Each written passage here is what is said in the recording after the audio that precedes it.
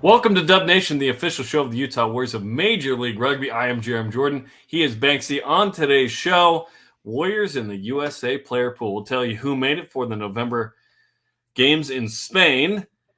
The newest signing, Nick Sushan from Old Glory, DC. We'll talk about him and what he brings to the team. Takaji Youngyen, Jesse Hamilton re-signed. A couple players released. We'll talk about those guys. New lead performance manager, strength and conditioning, super important. And the wider squad of the Utah Selects. That's important because, hey, there's a couple of dudes that will play on the Major League Rugby team next year. We don't know quite yet who, but last year we saw guys like Youngyan and Hamilton and others make the team and have an impact. Okay, we begin with Warriors in the USA Eagles player pool. There are three: Bailey Wilson at flanker, Thomas Tuivasa second row, and Joe Mana winger. Perhaps will compete in those two games. Congrats to those three guys. They deserve it. Good to see all three of them in the squad, but specifically to see them actually get, hopefully, their first cap in these officially international matches. I think the way that they played in that Toulouse game really stood out. Tommy Tuivasa coming out and making an impact physically. Bailey had a great, probably 60 minutes worth of work. Joe made a difference when he was on the field. Plus, of course, the catalog of tries and spectacular shows that he's put on over the last 12 months playing rugby. So earned it for all three of those boys. So excited to see them get that international recognition. So the U.S. will play Brazil on November 11th, so just a couple of weeks from now. And then, winner, loser playing for the championship of this little tournament with Spain and Canada as well. So let's see if it's La Via International Rugby Cup. So let's see how the United States does in this, and let's hope our guys get involved. And like you said, Thomas Tuivasa got capped, but Joe Mano did not make that trip, and Bailey Wilson was on it but didn't get capped, didn't play. So, yes, we could see all three with caps by the end of this, perhaps. So we'll see, man. We'll see. That's awesome. Okay, new signing. The Warriors sign a hook from New Zealand, 5'11", 230. Nick Sushan. He's played in the National Provincial Championship, NPC, in New Zealand with Canterbury, Otago, and Bay of Plenty. And he now joins the squad, and it'll be good to have him involved. He played at Old Glory, DC last year. I think this is a great replacement for some outgoing players, a guy with a lot of experience. Nola Gold always had a big physical pack and a technically sound one, so he'll bring that baseline to build a good forward pack off of, as well as some of the returning pieces that the Warriors will have. So he's one of, I think he's the first offseason signing, right? One of several that we'll see in the next couple of weeks and months leading up to the next season. So we're excited to have Nick involved. It'll be awesome. If you are ready to celebrate Halloween, baby, we're already talking about the spooky season, right? I feel like it kind of snuck up on us, like any good scare does. The Utah Warriors are throwing a trunk or treat. Check this out. Thursday, October 26th, from 6 to 8 p.m. at Zions Bank Stadium out in Harriman. It's the Warriors home field. Come out and take part. Bring your kids. There's going to be all kinds of prizes and goodies to be had for, I think this is the second year we've done this, second or third year that we've done the trunk or treat. So going to be a great night for the whole family. Thursday night, October 26th, Zions Bank Stadium for the Utah Warriors trunk or treat. Extra candy, man. It's not just on Halloween now. That's what's up. Okay, a couple of re-signings. Takaji Youngyen and Jesse Hamilton have re-signed. Youngyen played 2 games for the Warriors, and then he got called up to the USA, and he played in 2 games. He has as many caps with the Warriors as he does the United States of America. And against Toulouse, he scored a try. And then Jesse Hamilton was a standout all season with the Selects. And then he plays in 1 game, and he scores a spectacular try in the season finale against New York. 2 young guys signed that will play into what happens this season. And 2 fantastic additions with very high ceilings. When you talk about the level that guys like Takaji are already playing at, and as he continues to develop, learning under the tutelage of some of the other guys that are already in that prop group for the Utah Warriors, just incredible things. And we saw how dynamic Jesse can be in that final game of the season last year. So really excited to see him continue to develop and hopefully score buckets more tries in the red and black. It's exciting to have good young talent, and Youngyen in particular, talking to him in the USA camp, last month. It was like, what's your story, man? He's like, well, I moved up here because my sister's up here, and I just thought, hey, I'll just give it a shot. And then I played in the Crossroads Cup, and then I was like, and then you make the Warriors, and then you made the United States. He's like, yeah, That's basically it. It's like, what an ascent, man. And Jesse Hamilton, there's some real athleticism. There's some real skill that perhaps has been, unmined in a certain space. And so let's see these guys factor in, which is very exciting. Takaji's built like a downtown office building. Like he's a giant man that has an incredible skill set, good set of hands for a running forward, as well as the stability that he brings to the scrum. And you counter that with somebody like Jesse, who has something you cannot teach in rugby, and that is speed. Everything else he can learn. He'll learn to create space with his feet and do all the other things, but he has incredible speed and athleticism. So what great assets for these Warriors to lock up under contract and see continue to develop. And we'll get to see more and more of them as the season progresses. If you're ready to see the boys in red and black, then it's time to get your season tickets. Get them locked up right now. Call 801-477-7652. That's 801-477-7652. Operators are standing by. No, I'm kidding, all right? Buy your season tickets now. Get in the stands for the best home field advantage in all of Major League Rugby. Let's go, Dub Nation. Wait, I thought they were standing by. That was me. I was making that up. Shoot. Okay, a couple of players released from the squad. Henry Bell, who played 1 year last year. Cliven Lopes has been with the team a couple of years. Namibian international, played in the World Cup. These guys have been tremendous additions to the Warriors, and we wish them the best of luck on their new ventures. Super proud to have both of them in the red and black. Once a dub, always a dub. Up the Waz, boys. Thank you and appreciate your service, and best of luck on wherever you land next. It's cool to see Cliven in the World Cup, man. We played against the Kiwis. Got a jersey exchange, which I'm sure will be in his house for the rest of his life, which is pretty cool. So proud of those guys, and best of luck to those guys. New lead performance manager. This is basically strength and conditioning. Welcome, Sebastian Pearson. He comes from Rugby Canada, so he's got international experience up north, and now he comes to the Utah Warriors. A great asset, and with great rugby-specific experience, too, where the fitness requirements in our sport are so unique, because it's not just about lifting weights, but it's about practical application of those movements, and it's also about a lot of cardio and getting these guys fit and ready before we head into 2024. He's done it before, thankfully, with Rugby Canada at the international level, and now we bring him in here to make a difference for Dub Nation. Good head of lettuce, too, which is really important for street credibility. It's that or neck tattoos. Like, it just depends how you want to show up and be considered with the boys, which is awesome.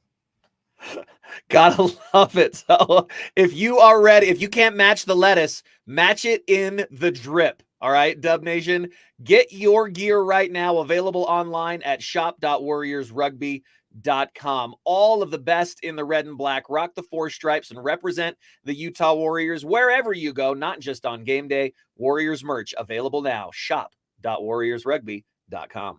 Like, look at Caleb Makini. Like, it looks great, right? Like, I'm considering doing it myself. I might have to take a year and a half to do that, but it's a good, better, best, right, Jarom? Like, if you don't have it, that's good. If you got a little bit of it, that's better. If you're rocking the Caleb Makini and you can just go full Maui, Aquaman, and just let it fly, head and shoulders flowing in the wind like that and just shake it out, then that's best. Really, it is.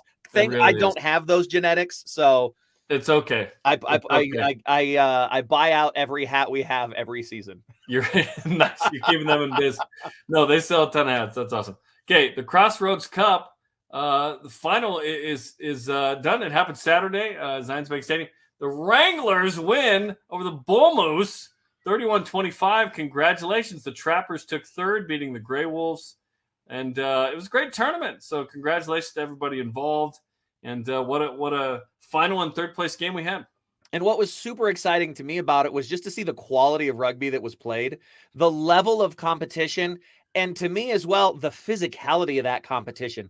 We are developing a specific brand of rugby here in Utah that we like to play, that Tommy Tuivau is a great kind of signifier of that. Tomasi Tonga, another one.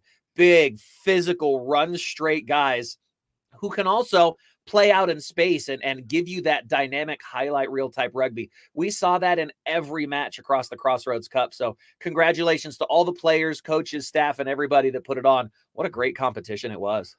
Yeah, that's awesome. Okay, so after the Crossroads Cup, then it's like, okay, you've identified some talent there. So there's a wider squad of Utah selects, essentially the AAA team, the B team of the Utah Warriors selected What did you think of this group? And again, we're going to see a couple of these guys play into what happens with the Utah Warriors. I'd just like to give a big shout out to the man that hung up his boots. If you look in that left column, third name up, who's that man in there? Is that Matt Jensen?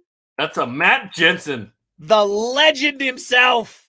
Still giving back to the game. You love to see it. The old man coming out and running hard. I actually saw him yesterday here in the neighborhood and had a good laugh about it. He's loving playing rugby. And there are so many different guys on this team that could make a difference. And names we know, guys like Tosh Wilcox, guys like Celsius Tadafiti that we've seen before. And even some guys that I've had the experience and pleasure to know for a while, Yuri Essen, who plays a lot of club rugby locally, Sione Bloomfield, a big physical player. There's so many names in here that you could pick out. Matai Tuimoala, that's another good, big physical player that plays that brand of rugby that the Utah Warriors love to see. And you could pick out any one of a dozen names pretty easily on here that could feature for the first team at some point as coverage during the season. We saw it last year. We've seen it every year from this Utah Warriors team where we dress more locally developed players than any club in Major League Rugby. And it's something special to have that Pathways program here in Utah. It should be an advantage, and it is for the Utah Warriors. It's starting even earlier, which is awesome, not only with the families that play, but what Ashley is doing with Junior Warriors. And now we're seeing continuation of development, because it's not, I mean, the easy route out is let's just pay a bunch of high profile free agents and let's try and get this done. It's bigger than that. That's not a sustainable model. In fact, we've seen franchises go away on that model in this league. The Warriors are one of the OGs. They're doing it right and continue to need to develop, because this is a good start. And then, hey, you gotta get to the playoffs. You gotta win championships on the back of this, while being sustainable, while eventually building your own stadium, preparing for the 2031 World Cup and all that. So it's fun to see this, and it's fun to see these young guys succeed in the Crossroads Cup, and then see guys like Jesse Hamilton, and then Takaji Youngyan is now the poster child of this development, right? A dude that moves here, is local, embeds in the community, scores a try for the United States on national TV. Like, I'm excited to see these guys. So congrats to those guys for making that wider squad. We will keep you updated throughout the offseason. Who kind of is poking their head out to make the senior squad, and who makes it, we'll tell you later. Okay, the World Cup. Oh, it's coming down to the wire. Quarterfinals. Let's walk through. Argentina beats Wales 29-17. Good for Argentina to just have like the easiest path to the semis ever.